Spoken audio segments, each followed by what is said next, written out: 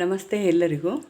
ಈ ದಿನ ನಮ್ಮ ನಾರಾಯಣಿ ಕಿಚನ್ನಲ್ಲಿ ವೈಟ್ ಕುಷ್ಕ ಅಂತ ರೆಸಿಪಿ ಮಾಡ್ತಾಯಿದ್ದೀವಿ. ನೀವು ಅದನ್ನು ಸುಲಭವಾಗಿ ಈಸಿಯಾಗಿ ಒಂದು 10 ನಿಮಿಷದಲ್ಲಿ ಮಾಡ್ಬೋದು. ಮಕ್ಕಳಿಗೆ ಲಂಚ್ ಬಾಕ್ಸ್ಗೆ ಹಾಕಿ ಕಳಿಸ್ಬೋದು. ತುಂಬ ಕಡಿಮೆ ಸಮಯದಲ್ಲಿ ತುಂಬ ಕಮ್ಮಿ ಪದಾರ್ಥದಲ್ಲಿ ನಾವು ಈ ಡಿಶ್ನ ತಯಾರಿಸ್ತಾ ಇದ್ದೀವಿ. ಬನ್ನಿ ನೋಡೋಣ. ಒಲೆ ಹಚ್ಚಿದ್ದೀನಿ, ಕುಕ್ಕರ್ ಕಾದಿದೆ. ಈಗ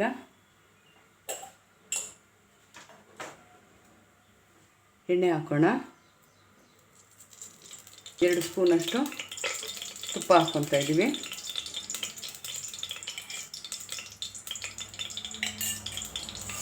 ಒಂದು ಮುಷ್ಟಿಯಷ್ಟು ಒಂದು ಬೆಳ್ಳುಳ್ಳಿ, ನಾಟಿ ಇದು ಸಣ್ಣ ಸಣ್ಣದಾಗಿದೆ.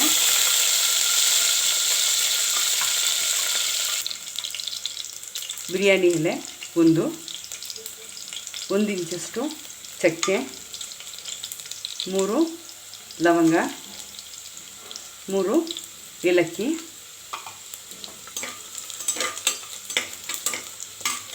ಮೀಡಿಯಮ್ ಸೈಜ್ 2 ಈರುಳ್ಳಿನ ಸಣ್ಣದಾಗಿ ಕಡ್ಡಿ ರೀತಿಯಲ್ಲಿ ಹಚ್ಚಿಟ್ಕೊಂಡಿದ್ದೀನಿ. ಅದನ್ನು ಹಾಕ್ತಾಯಿದ್ದೀನಿ. ಈಗ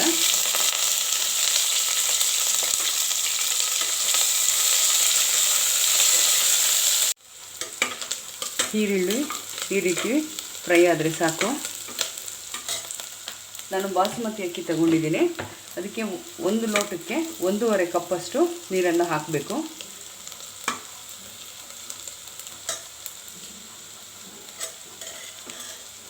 ಬಾಸುಮತಿ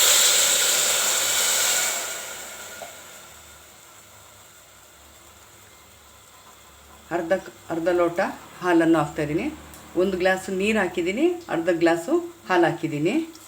ಹಾಲೇನು ಒಡೆಯೋದಿಲ್ಲ ಇದರಲ್ಲಿ. ನಿಮಗೆ ಡೌಟ್ ಬರ್ಬೋದು ಹಾಲು ಹಾಕಿದ್ರೆ ಹೊಡೆದೋಗುತ್ತೆ ಅಂತ. ಇಲ್ಲ,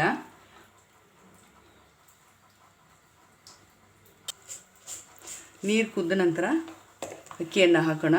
ಈಗ ರುಚಿಗೆ ತಕ್ಕಷ್ಟು ಉಪ್ಪನ್ನು ಹಾಕೋಣ.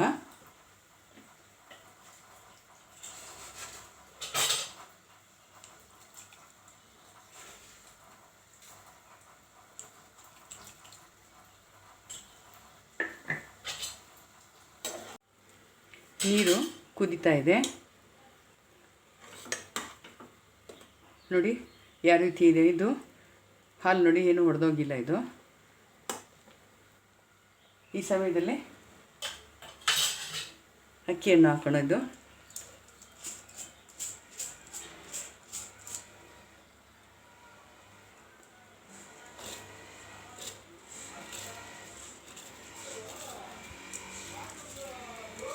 ಇದು ಬೇಗ ಆಗೋಗ್ಬಿಡುತ್ತೆ. ಲಂಚ್ ಬಾಕ್ಸ್ಗೆ ಮಕ್ಕಳು ಯಾವಾಗಾದರೂ ಕೇಳಿದ್ರೆ ಖಾರ ಇಲ್ಲದೆ ಇರುತ್ತೆ ಇದರಲ್ಲಿ. ಇದು ಖಾರ ಏನಿಲ್ಲ. ಇದಕ್ಕೆ ಖಾರ ಬೇಕಂದರೆ ನೀವು ಚಟ್ನಿ ಅಥವಾ ಕುರ್ಮಾ ಈ ರೀತಿ ಇದ್ರ ಜೊತೆಲಿ ತಿನ್ಬೋದು.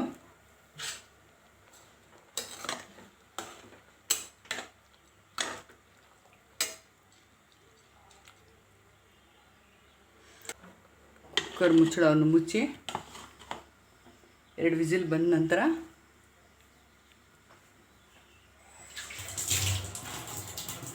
ಸ್ಟವ್ನ ಆಫ್ ಮಾಡಿಬಿಡಿ.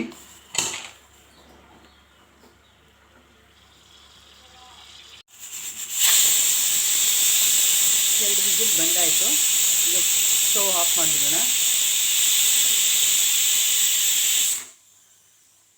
ಪ್ರೆಷರ್ ಎಲ್ಲ ಹೋದ್ಮೇಲೆ ಯಾವ ರೀತಿ ಇದೆ ಅಂತ ಚೆಕ್ ಮಾಡೋಣ.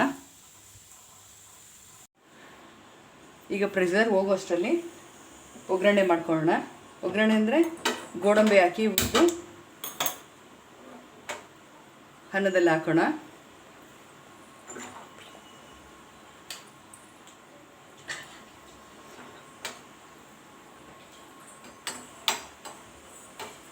ಒಂದು ಸ್ಪೂನಷ್ಟು ತುಪ್ಪ ಹಾಕ್ಕೊಂಡಿದ್ದೀನಿ. ಈಗ ಗೋಡಂಬಿ ಗೋಲ್ಡನ್ ಬ್ರೌನ್ ಬರಲಿ.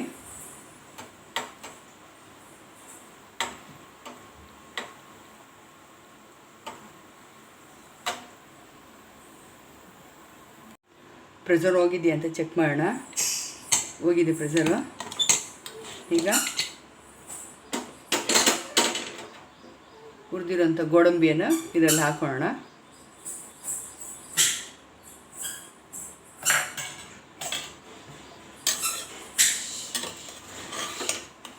ಬಾಸುಮತಿ ರೈಸಲ್ಲೇ ಮಾಡಬೇಕಂತೇನಿಲ್ಲ. ಮನೇಲಿ ನಾವು ಯಾವುದು ಅಕ್ಕಿ ಯೂಸ್ ಮಾಡ್ತಿದ್ದೀವೋ ಊಟಕ್ಕೆ ಆ ಅಕ್ಕಿಯಲ್ಲೇ ನಾವು ಮಾಡ್ಕೋಬೋದು. ನೋಡಿ ಯಾವ ರೀತಿ ಉದುರಾಗಿ ಬಂದಿದೆ.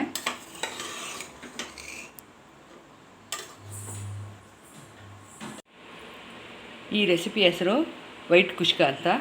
ಇದಕ್ಕೆ ಕಡಿಮೆ ಪದಾರ್ಥಗಳು, ಕಡಿಮೆ ಸಮಯ.